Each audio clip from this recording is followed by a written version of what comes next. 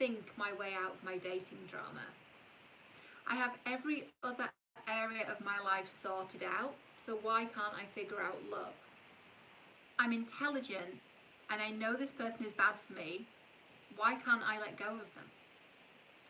Do these phrases sound familiar? If so, that is what we're talking about today. We're talking about this whole concept of why smart people date people that are bad for them. Why it is that you're intelligent but you can't figure out love. Why it might be that you have a great career and you have friends that treat you well, but love still seems to be a mystery. You still seem to be dating people you know are bad for you. It's this whole concept of like, I have my shit together, I'm intelligent, I have a good career, so why is it that I can't think my way out of my dating pants? And there's a very important reason as to why that is. So before we get started, if you haven't met me before, I'm Cheryl Muir. I'm a relationship expert, and my speciality is helping overachieving, high-achieving men and women overcome the dating drama that consumes them. So it's the whole pattern of dating people that are bad for you, choosing people that are not treating you well, going back to someone that's not meeting your needs, even though you cognitively know that that's what's happening, but you can't seem to break the cycle. Why is that? That's what I help you with. So why is that then? Why is it that we would do that? Why is it that we would knowingly go back to someone that is not honouring us, not treating us well, all of that? It's because we can't think our way out of dating drama. We have to feel it. We have to feel it. We have to do three things, which is, what's the pattern? Name the pattern that you're in. Where did it come from? What's the source? What's the origin of the pattern? And how do I heal it? That is the dating drama empowerment method, which is the process I use with all of my clients. I have a course called the dating drama empowerment method. That process is going to help you break free. Because my guess is you've been in therapy, right? You've been in therapy, you've looked at this, you know what your family dynamic was like, so it's not like you're unaware that you had a bad relationship with your father, or that your mother didn't nurture you, or whatever the dynamic was, you're aware of that. But our work now is joining the dots, right? Our work now is joining the dots, looking at what's the pattern. Well, I keep choosing someone who's not choosing me.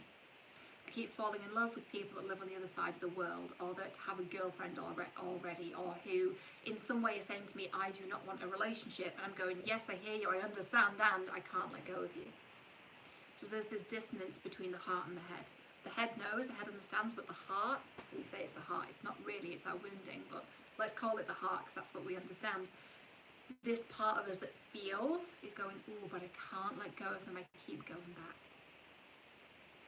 So we know that's the pattern, that you can't let go of them, and you keep going to people that are not meeting your needs, that are unavailable, all of this.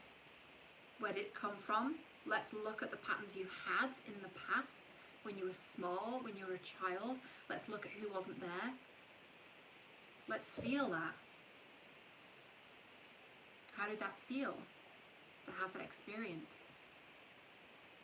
Let's have a dialogue with your inner child. How does he or she feel about that now? And what does he or she need now from you? And how can you reassure that small part of you that he or she is okay, that they're safe now, that you're their parent now, and that you're going to make the choices in moving forward, right? You're going to make the choices of who you date in moving forward. Because what's happening is that inner child, that wounded inner child that didn't feel seen, that didn't feel loved, they are the one that's choosing your partners. They're the one that can't let go. So it's actually not you and not your intelligence that isn't able to figure it out or isn't able to let go. It's the wounded inner child that really wants to close the loop, that really wanted a different outcome, that really wanted to be seen and heard and loved and appreciated for who they are by the first people they form a relationship with, which is our parents. So that inner child wants to close the loop. So by doing that, it's almost like we have this subconscious program running of, well, if this unavailable person that's kind of a little bit more like my father than I'd like to admit, if they love me, then I break the cycle, then the loop's finished. But that's not what happens. We just keep attracting people and being attracted to people who don't want us. and the cycle continues. The way we actually break the cycle is to have a conversation with her or him. Have a conversation with them and say, okay, what's going on? How are you feeling? And by giving that inner child, right, or you might look at it as the small part of you, the frightened part of you, the part of you that feels unseen or vulnerable or whatever it might be. We have a conversation with that part of us. We see them, we hear them, we give them what they need. And from that place, it's almost like giving a baby a bottle. They're satisfied, they're happy, they have what they need, and then we can do what we need to do, right?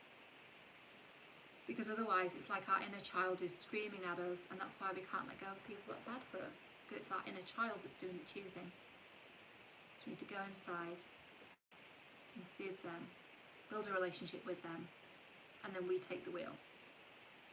The inner child can still be in the car with us, but we're the ones at the wheel now, we're the ones doing the choosing now. So the reason why smart women, smart men date losers, the reason why you're smart and you can't think your way out of your dating drama, the reason why love feels like the final frontier, the reason why you keep choosing people you know are bad for you is because this is not about thinking. This is not about the mind at all, this is about feeling.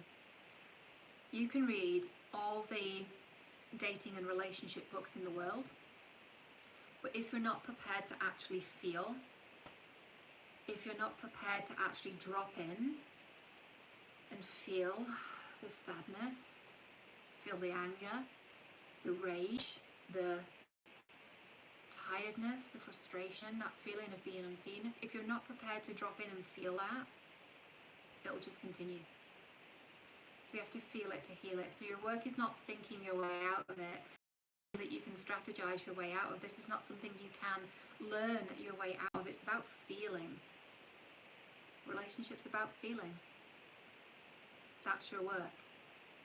And I know when we're smart and we like structure and we want something tangible, hearing something like feel is frustrating, right? It's not what you want to hear. You're like, no, I want to know the steps, like boom, boom, boom. Well, the steps are, what's the pattern? Where did it come from? How do we heal it? And within all of that, healing is within the feeling the emotions that you have been feeling, that you've been avoiding feeling, and noticing that sometimes that deep desire to read the next book, listen to another podcast, watch the video on YouTube, or whatever it is, sometimes that is avoidance. Because we're just consuming information constantly, instead of actually feeling the thing we don't want to feel, actually addressing the thing we really don't want to address. It's hard to say, you know, I really didn't feel that seen and heard when I was little. I really didn't feel loved by the people who were taking care of me.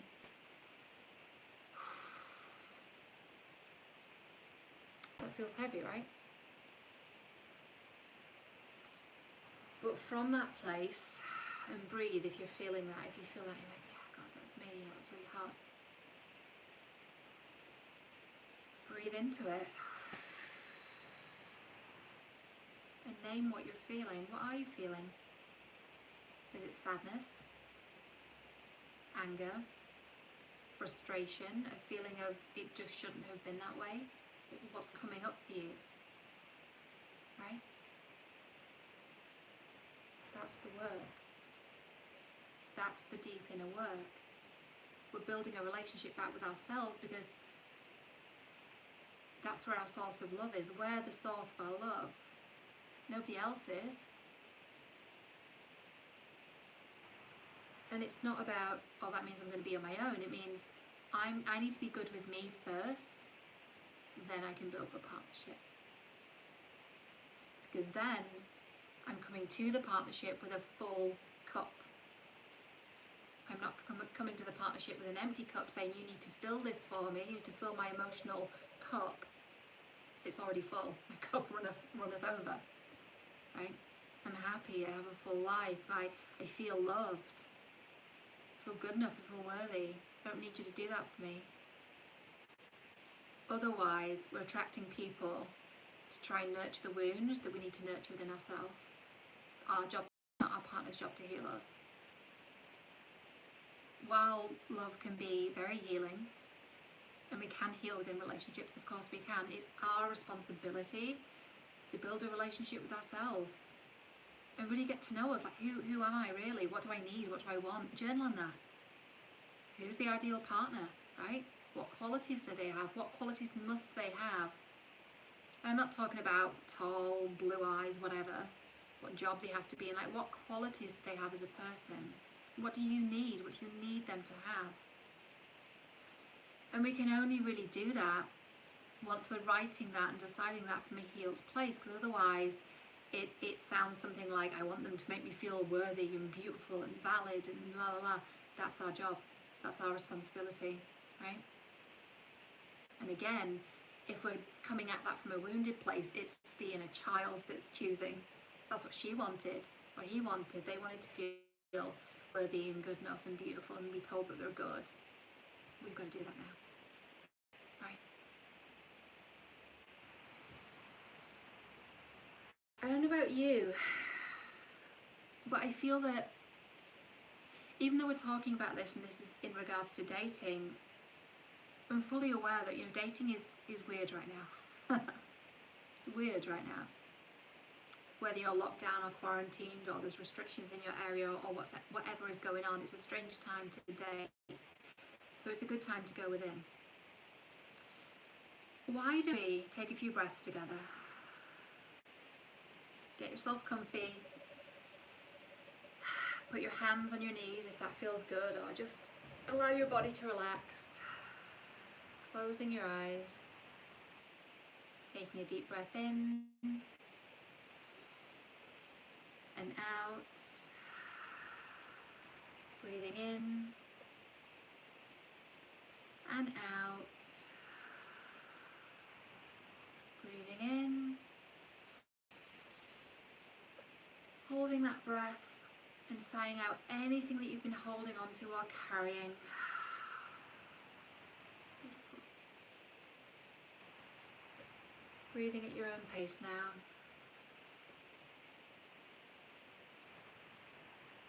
And allowing yourself to be here now. To notice what you notice. To feel what you feel. And to become aware of what you need. Tuning into what it is you really need. And giving yourself permission to grant that to yourself today. Whether it's rest, whether it's moving your body, feeding yourself a really nourishing meal, relaxing, getting out in nature, whatever it might be, gifting that to yourself. Making that promise that you're going to give that to yourself today. And knowing that you're worthy of it.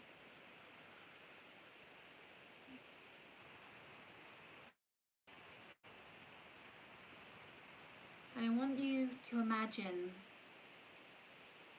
your energy as a plug, as a socket. And right now it is plugged into somebody or something. Right now it might be plugged into that person you can't let go of.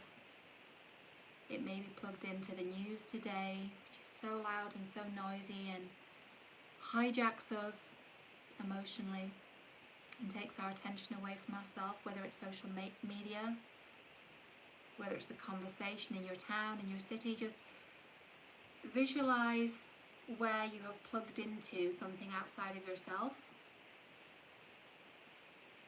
And I want you to physically take your hand and pull the plug and plug back into yourself.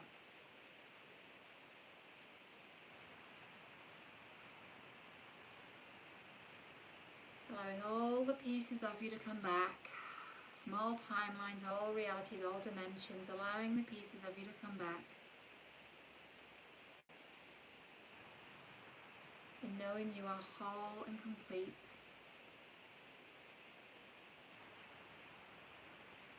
And noticing how that feels.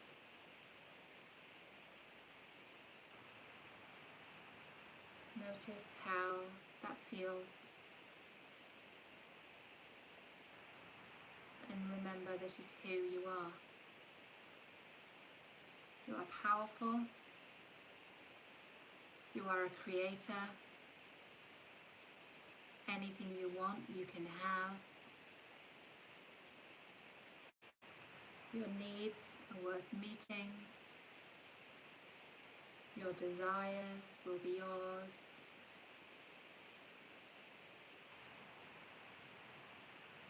You are worthy. You are enough. You are loved, so appreciated, and so supported. And you are where you need to be in this moment, on your journey, healing your relationship patterns. Breathing that in, sighing it out.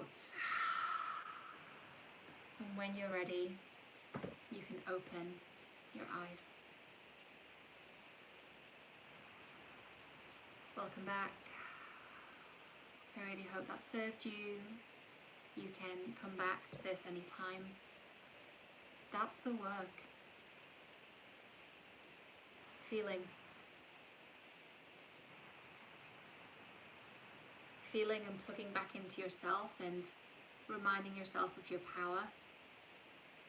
Because from that place we create a very different reality for ourselves. It feels very different from the frantic feeling of who's this person over there, how do I get them, what are they? We just need to quiet ourselves, calm our nervous system and plug back into ourselves and remember that we're powerful.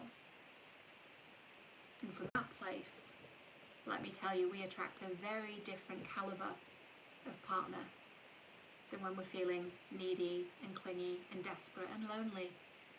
Right? Many of us are lonely right now, and that's understandable and that's okay. But when we're lonely, we become vulnerable, and we accept scraps because we're starving. So we need to nourish ourselves emotionally, sometimes literally. If you're hungry, go and eat a really good meal that's going to really nourish you.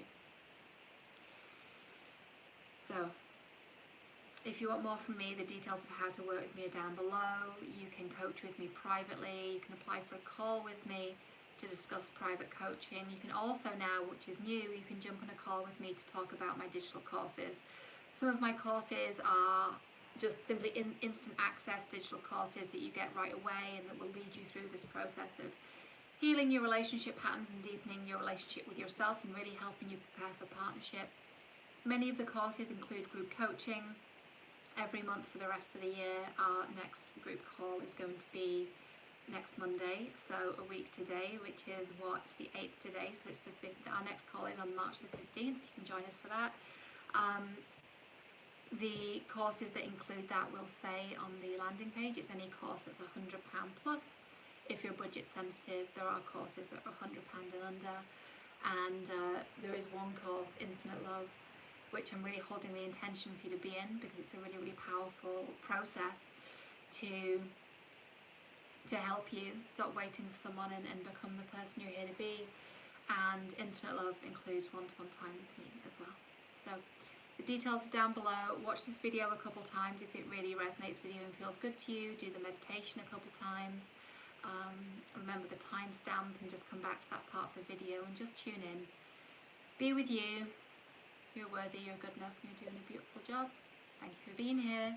You can find me here on the YouTube, so be sure to subscribe. And you can also find me on Instagram, Cheryl, which is Cheryl J. Muir. My website is cherylmuir.com. I appreciate you. Bye for now.